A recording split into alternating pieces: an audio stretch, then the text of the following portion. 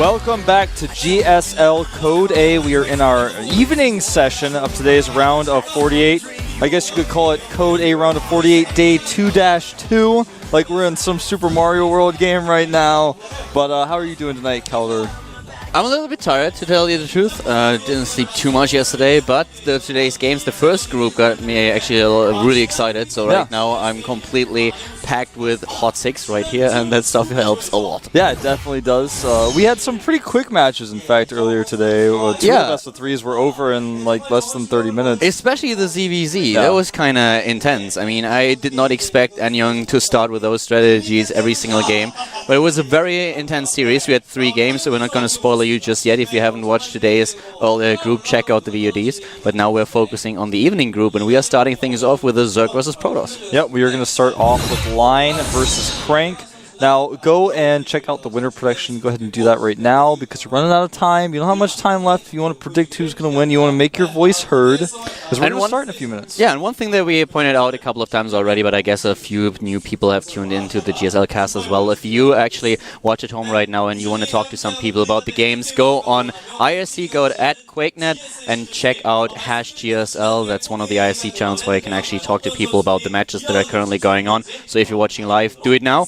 And if you're watching the VODs, do it the next time that you watch live. Yeah, definitely do that because that's a great way to watch with your friends. I mean, make new friends online. You don't want to watch alone. Here are today's results from earlier. Actually, these are last week's results. So, Hero beating Juke 2, 4GG coming over the best, the STC, and Gumiho. And, of course, for the afternoon group, Hongin out and then retired not 30 minutes later. Puzzle triumphing over Seal. Joxy 2-0ing Monster. It was a pretty close series, though. And Bomber versus Freaky. You guys probably just saw this on GNN, but absolutely check out that series. Yeah, definitely a great series with really interesting games.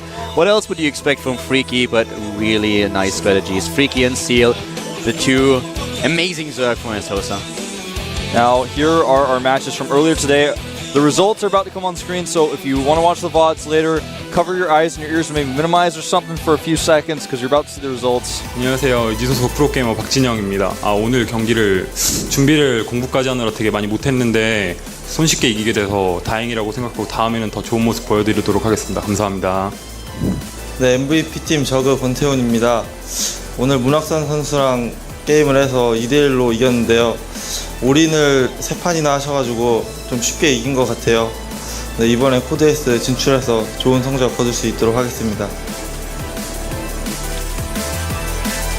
Well, there you have He looks in the camera like, am I done? Is that okay?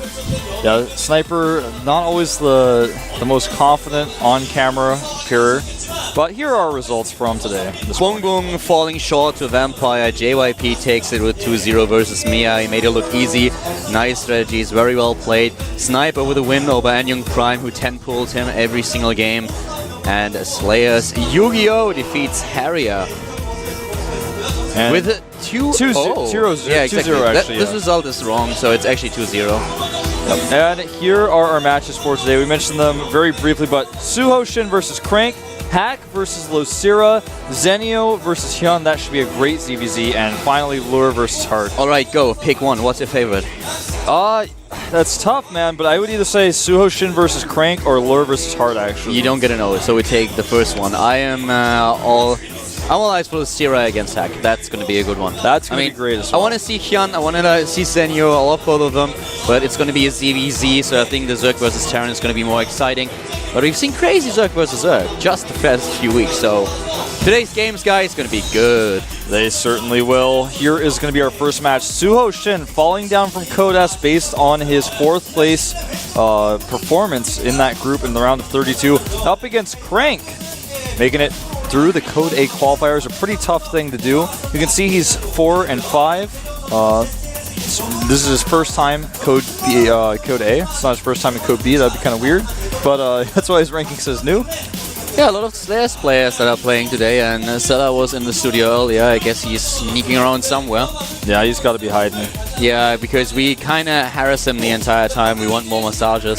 If you watched the earlier group today, you already know that Sela, the Slayers coach, gives the best massages in all of Korea. Oh, I certainly haven't found better yet.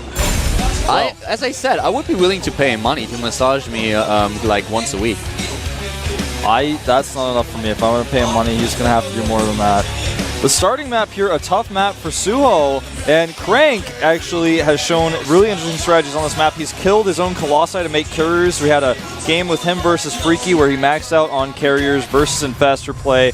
Absolutely crazy to watch. We'll see if he does a similar strategy against SuHoSin here. This is the GSL Code A round of 48, day 2-2 with Caldor and Wolf.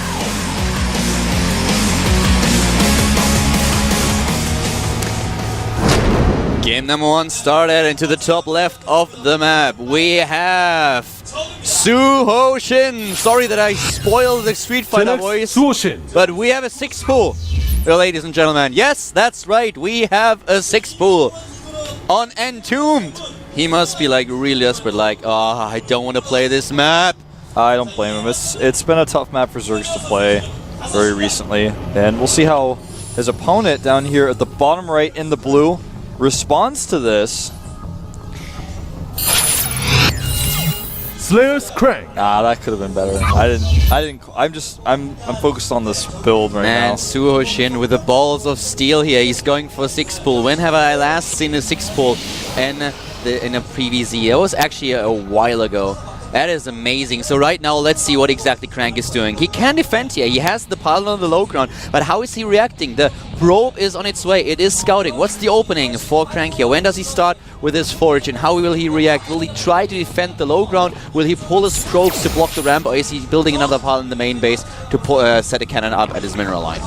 Well, he's going for the forge now, and he's absolutely got to make a second pylon in his main. If he tries to hold the ramp, even though we're at cross positions, it'll be so difficult to do. But he can pull it off. We saw Night End do it when he just used a lot of probes and blocked the ramp. The cannon was able to take the Zerglings down, so definitely a strategy that he can play. But there's the pylon in the main base, so Crank immediately tries to start with this build. And he will be able to hold. But the thing is, Zerg players have figured out really well how to transition with 6-pool. I don't want to say this is a standard build, but I've seen Zerg players go for 6-pools and still win games quite frequently, in fact. The cannon positioning here is not normal. It actually blocks the closest mineral patch. Usually you'd have it slightly to the left here, so it still covers the Nexus and one of the geysers, but this is going to be fine. He's not going to lose too much mining. This is going to be crucial now, though. Will he lose probes, and if so, how many? This is the most important thing right now. How well does Crank defend with his probes? He's trying to draw this out, but not a single probe left. So, that is amazing. That's really, really well played by Crank here. Doesn't lose a single one and suddenly has twice the harvesters of his opponent. Yeah. And, I mean, now he's in a great position. However, Suho can expand behind this. He's already got his queen out. Oh, nice block. That is absolutely key, because with the block, that means no hatchery. The hatchery is going to be significantly delayed, so he's going to have nothing to really fall back on for now. Right now, the most important things for SuHoSin are two things that he has to pay attention to. He has to kill the probe. This is crucial. Take down the probe that is on the map so that there won't be a pylon where your opponent can warp in units. And scout the main base. Scout exactly what's going on in the main base of Crank. Have a look and control the ramp for as long as you can, so that you have all the scouting information, that you know exactly what your opponent is doing. Is he going for a 4-gate on one base? Is he trying to expand again? That is the job of the Zerg player right now, trying to figure out exactly what Crank is doing. You know, that's basically, I mean, there's usually two options. You're so right.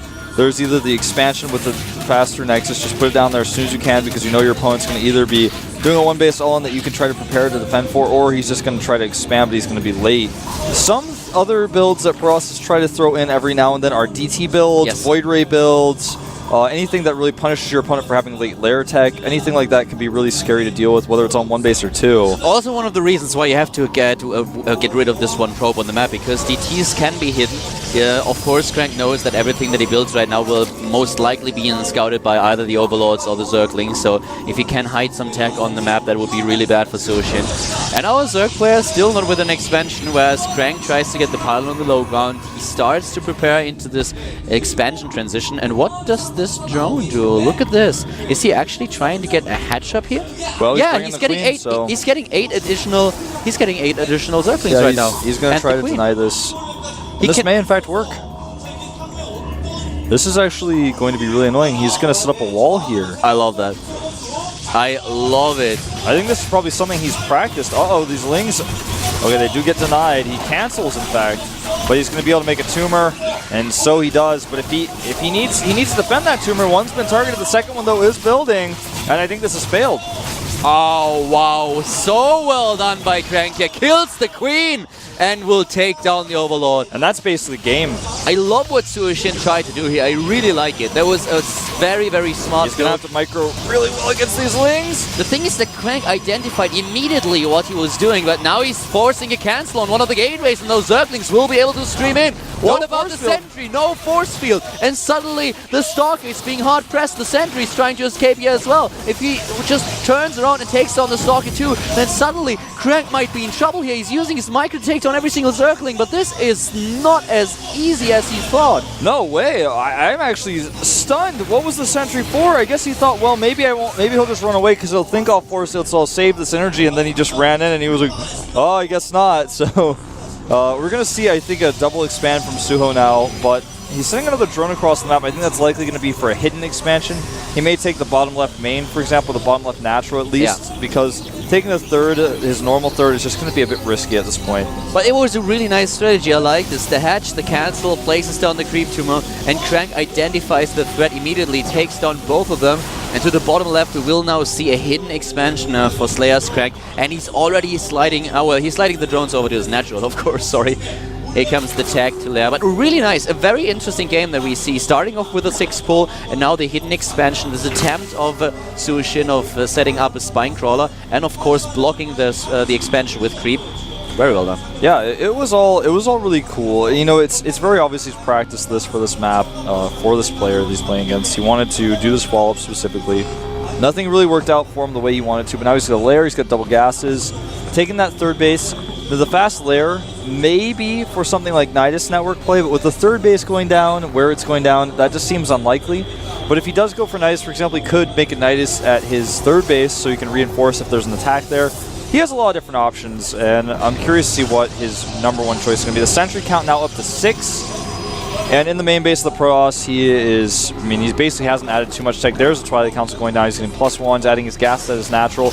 And this hallucination will see the lair timing, and also very critically, the Spire. He may cancel that. And the thing is, he does not see the expansion. And at this point, with those timings that are completely off, you will not necessarily expect that there is an expansion. He will just scout this and will think, okay, well, your 6-pull didn't work, so apparently now you're trying to hit a 2-base Mutalisk timing. Yeah. And the third base is something that he will never account for, because he is not really... He will not look for it. If he would scout with the hallucination in a normal game and he wouldn't see a third base by now, he would be like, okay, well, something's wrong here. Oh, but he's checking for something over here with this. And he's will actually he spotting see it. Yeah, he will see it. He will see the creep. Nice. That is pretty cool. So he's just making... he's not cutting any corners with this. Yeah. I really like that. SuHoSin's plan here is really, really smart, but in the end, Crank just saw it, and he's relying on this risk. He's just going to send a few units over there.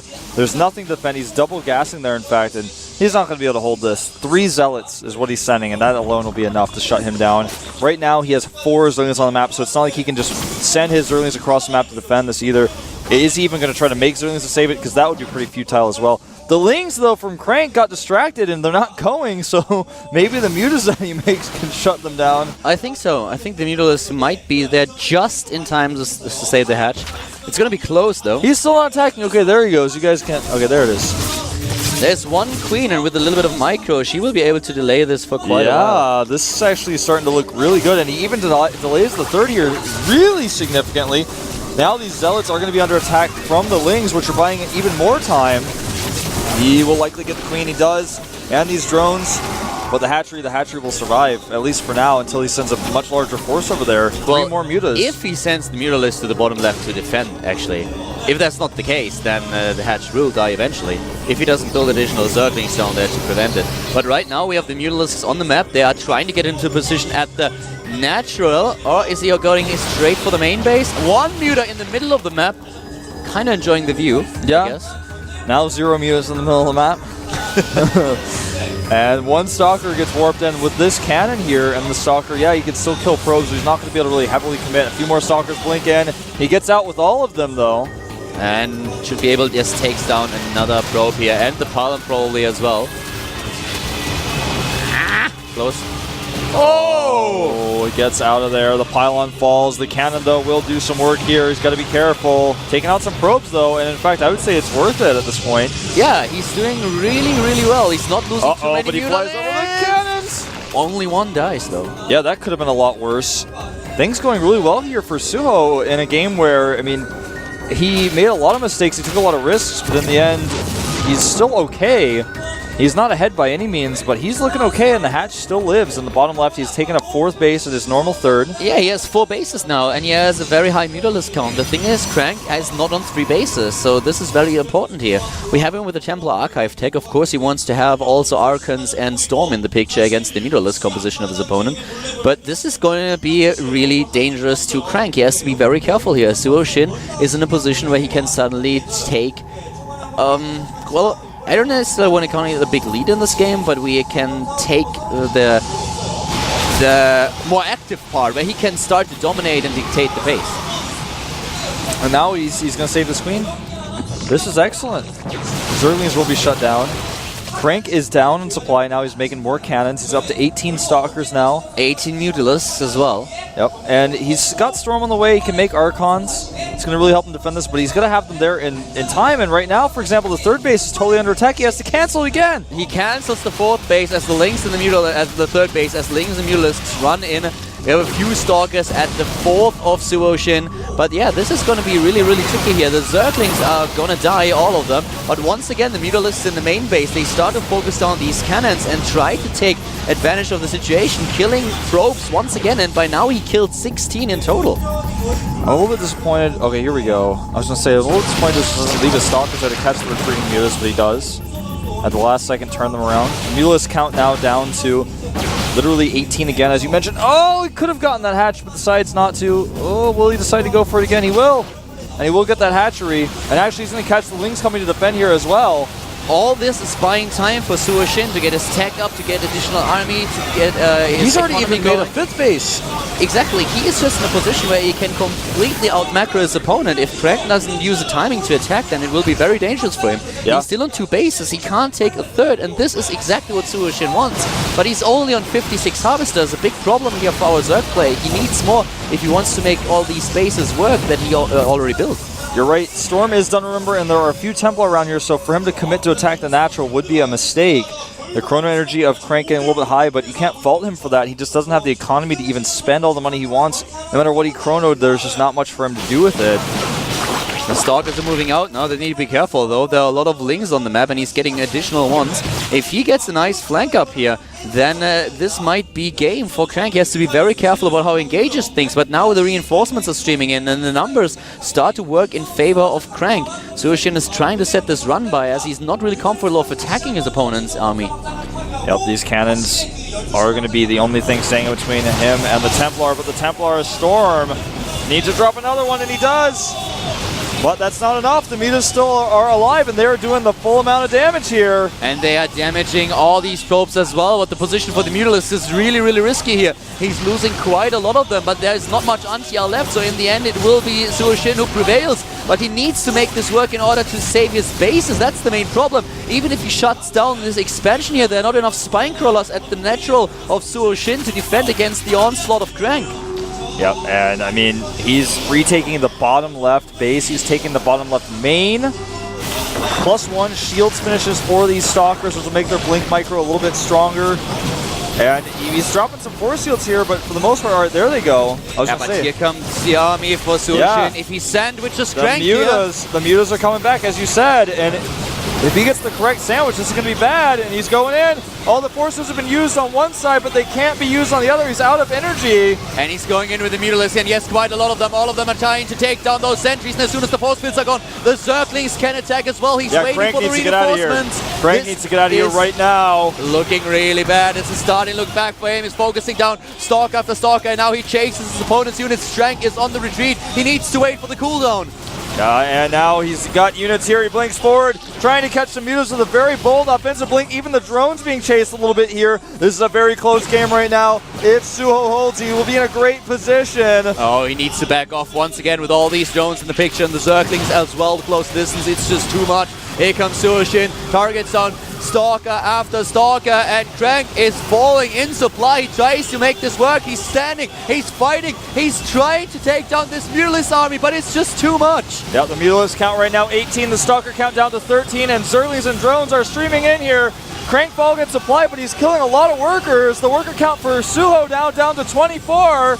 A really bad problem here for Suho right now. He needs to improve on his worker count. He is still on 4 bases against only 2.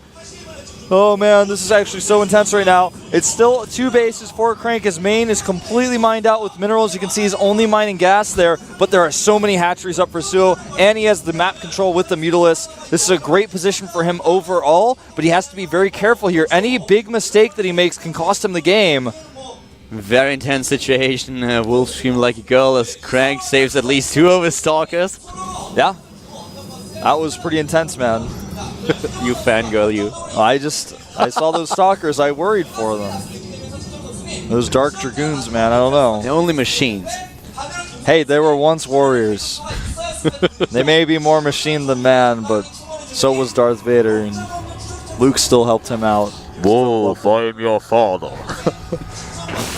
I won't. I don't want to say I could be, but I was going to say, well, you are old enough, and then I thought you'd be offended, so. Actually, you're not quite old enough to be my father. no, not really. Not quite. But, well, we're going to check out these Lings and Mutas. They are Really, well, they're several having a good fighters day. are broken off from the main group. I don't know. They're really relaxing. They have a vacation. It's their day off. Yeah, they're just going to hold that natural the position of the, I guess it's the 3rd base, normal 3rd. The main bottom left is mining for a while. Exactly, and don't forget, guys, that we have SuHoSin on a lot more bases than Crank right now. Crank basically only has his natural, and it's about to be mined out while he's trying to take his 3rd. And the big problem is that SuHoSin, even though he's at roughly the same amount of harvesters, is mining from a lot of different bases, so his saturation is a lot better, and therefore his income as well. So a bit risky here for Crank, but this game is just in. Remember, we started off with a 6 pool. Yep. And this just goes to show that, yeah, 6 pool is not a normal build, but it's not, in my opinion, I don't think 6 pool is a cheese build anymore. I think it's a pressure build. With the scouts that we have these days, yeah. 6 pools are definitely... It's something where you take into account that your opponent will most likely scout you and know exactly what you're doing, so you have to prepare a follow-up. If you only rely on the 6 pool killing your opponent, you just won't win games unless you're really, really lucky. Here we go. Storm goes down on Lings and Mutas, but he doesn't get all of either of them. He has to really rely on this micro here, but even so, the numbers game may just be too much. 17 Stalkers are left. The Mutalisk, there are 11 of them. The Zerglings are running in, are surrounding the Stalkers, taking them down one by one, bit by bit. Another storm hits the pylon, and also the Mutalisk. And right now we have just once again this very close situation, but SuHoSin he didn't produce any additional drones. No, and you're so right here. He's really committed to this attack, and it did not work as well as he wanted to. He had to fight those units, and the engagement was so cost efficient for Crank. He's evened up the supply now. Wolf run by again at the 3rd. Yep. He's trying to go in here. He's trying to kill these probes and also the Stalkers. He's also building a few drones. Finally, he could get way ahead of his opponent in economy. But with all the probes that Crank now has, he is in a great position regarding his income. Crank's splitting of his units. Look at how many Stalkers he had on both sides. He cleaned up all of those Mutas. His defense has been absolutely stellar here. Now he's got a counterattack timing. If only he knew about the bases. We have Archons for Crank now, a very good decision for him. Archons now against Zergling and Mutalisk, very nice choice. Yep, the worker count 38 to 31. He's going to kill this hatchery. Again, there's only a few drones here. The more important hatchery is at the bottom left. Then that's the one that he does not know about. Yeah. So Crank has to be really careful. He has been hard-pressed the entire game, so he was defending for a long time now, and this is his biggest problem, his lack of scouting information at this point. Earlier on, he was able to spot everything with his hallucination, but right now, it's going to be really crucial for him to spot this base at the bottom left. Oh, this is a sick blink. So nice. Well done. That was the best way for him to do this, but he's not out of this yet. He's going to need to blink again. He's targeting down as many Mutas as he can, but Crank is evening up the supply as he's losing more Stalkers, and Suho continues the engagement. These Archons, though, are too scary. He can't fight them. And right now, he hasn't retaken that north base where that small group of units is hanging out. So it's basically 2 base to 2 base as the natural and third are mining in the natural and the wonky bottom left base mining for Suho. And 2 base versus 2 base is always a better situation for the Protoss. And Crank is always... Yeah, well, he's just better in his macro game, I feel, right now. His decision-making is spot on. He's the entire time he's rebuilding probes. He has a much higher probe count than his opponent. Suho doesn't have the workers, that's the problem. He doesn't have the income. And the only one Archon is not going to be enough. Wow. The Storm will help. Awesome. What a nice Storm. The Archon and the Storm, they take down every single wing, and suddenly Suho is down to 58 supply. And he's against got 91. no answer. GG. GG. Great, great game. And Crank takes the victory on map number 1. Look at him. Oh my god. He's happy, he's smiling, and this was certainly one intense match. Yeah, that was very back and forth. I've cast a lot of close games recently, to be honest. To be honest, yes, I have, but that was one of the closer ones. Really back and forth. I feel like Suho overextended himself with the attacks too much, did not drone up enough, and Suho is a very aggressive player. It's always a very, very, well, let's say close decision that you have to make. It's really... It's a big problem to you. If you actually look at the game and you're like, okay, well, I actually can try to take him down right now, and you don't know how many harvests your opponent actually has, how good he's looking in tag with units, then you don't know exactly, am I committing to this attack? Am I trying to drone up? If I drone up, can he attack me? Can he start a counter attack? Will I die to it? So Suho decided to pressure him once again, and as you said, he's a player who loves his pressure plays, but that's the biggest problem that he had. If he would have drone up on all these bases, would have, could have, should have, but still, he had the chance, but he decided to go and try to kill Crank. It did not work. Crank defended well, and then his better economy just kicked in. He had the most insane defense ever, always having just enough Stalkers at every location. 4 Stalkers at each base oftentimes, and just the cannon alone. We saw several times the cannon died, then the Stalkers that warped in just barely held and kept the probes alive. I mean, he was on the edge of defeat time and time again in that game. It was also this awesome storm that we saw at the end, the one Archon surrounded by Zerglings, and Crank takes the opportunity, sets a storm on top of his Archon and takes down every single link. This was basically broke Suho's back. I mean, at this point he was already way behind, but that was kind of the final blow. Yep. Well, it's time to go into map number 2, which will be Daybreak. The countdown has started. Line is in trouble. He is 1 loss away from being out of this tournament. Really important for him here. He's got to tie things up. The map being loaded. We are going to jump into the game right now between Slayer's Crank and Zenex SuHoSin. It's the GSL Code A with Kaldor and Wolf.